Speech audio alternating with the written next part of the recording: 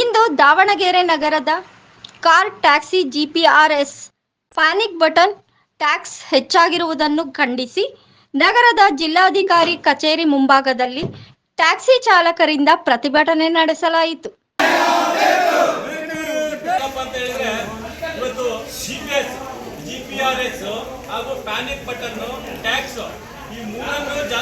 ಈ ಪ್ರತಿಭಟನೆ ಉದ್ದೇಶಿಸಿ ಮಾತನಾಡಿದ ಪ್ರತಿಭಟನಾಕಾರರು, ಬಸ್, ಕಾರು, ಟಿಟಿ ವಾಹನಗಳಿಗೆ ಜಿಪಿಆರ್ಎಸ್ ಪ್ಯಾನಿಕ್ ಬಟನ್ ಮತ್ತು ಟ್ಯಾಕ್ಸ್ ಅನ್ನು ಅತಿ ಹೆಚ್ಚು ಮಾಡಿರುವುದರಿಂದ ಇವುಗಳನ್ನು ಅಳವಡಿಸಿಕೊಳ್ಳಲು ಸರ್ಕಾರದಿಂದ ಆದೇಶ ಬಂದಿರುತ್ತದೆ. ಇದನ್ನು ಅಳವಡಿಸಲು ಸಾಧ್ಯವಾಗುತ್ತಿಲ್ಲ. ಏಕೆಂದರೆ ಉಚಿತ ಪ್ರಯಾಣ ಗ್ಯಾರಂಟಿ ಯೋಜನೆಯಿಂದ ನಮ್ಮ ಟ್ಯಾಕ್ಸಿಗಳಿಗೆ ಪ್ರವಾಸಿಗರು ಯಾರೂ ಬರುತ್ತಿಲ್ಲ. ಇಂತಹ ಪರಿಸ್ಥಿತಿಯಲ್ಲಿ ಈ ತರಹದ ಆದೇಶವನ್ನು ಪಾಲಿಸಲು ಸಾಧ್ಯವಾಗುವುದಿಲ್ಲ. ನಿಮ್ಮ ಸರ್ಕಾರದ ವತಿಯಿಂದ ಎಲ್ಲ ಟ್ಯಾಕ್ಸಿಗಳಿಗೂ ಉಚಿತವಾಗಿ ನೀಡಬೇಕು ಹಾಗೂ ತ್ರೈಮಾಸಿಕ 3 ತಿಂಗಳು ರೋಡ್ ಟ್ಯಾಕ್ಸ್ ಹಳದಿ ಬೋರ್ಡ್ಗಳಿಗೆ ಕಡಿಮೆ ಮಾಡಬೇಕು. ಈ ಬೇಡಿಕೆಗಳನ್ನು ಈಡೇರಿಸದೆ ಹೋದರೆ ಮುಂದಿನ ದಿನಗಳಲ್ಲಿ ರಾಜ್ಯಾದ್ಯಂತ ಉಗ್ರ ಹೋರಾಟವನ್ನು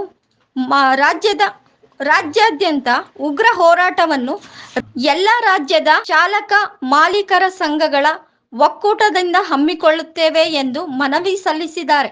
ಜಿಲ್ಲೆಯ ಟ್ಯಾಕ್ಸಿ ಚಾಲಕರ ಒಂದು ಮನವಿ ಪತ್ರವನ್ನು ಡಿ ಸಿ ಅವರಿಗೆ ತಲುಪಿಸಿದ್ದೇವೆ.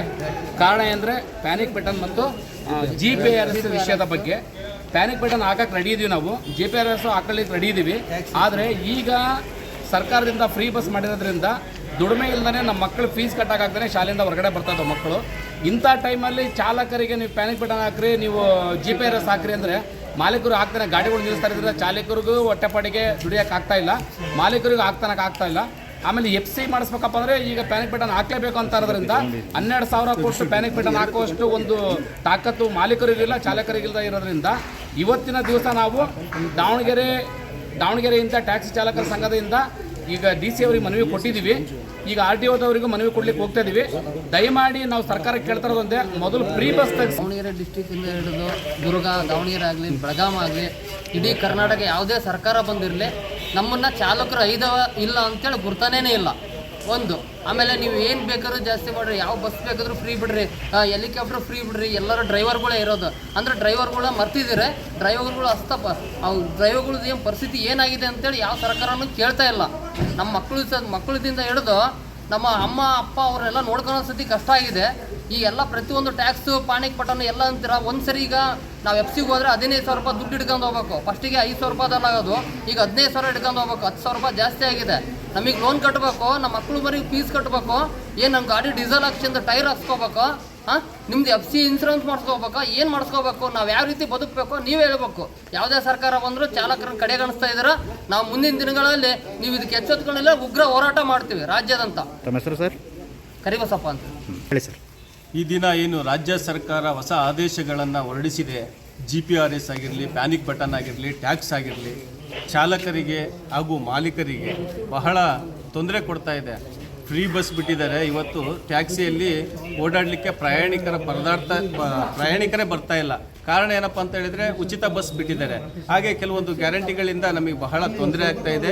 ಹಾಗಾಗಿ ಮೊದಲು ದಾವಣಗೆರೆ ಜಿಲ್ಲೆಯಿಂದ ಶಂಕರ್ನಾಗ್ ಅಸೋಸಿಯೇಷನ್ ವತಿಯಿಂದ ಹಾಗೂ ದಾವಣಗೆರೆ ಎಲ್ಲ ಚಾಲಕ ಮಾಲಕರ ಸಂಘದವರು ಸಹ ಬಂದಿದ್ದಾರೆ.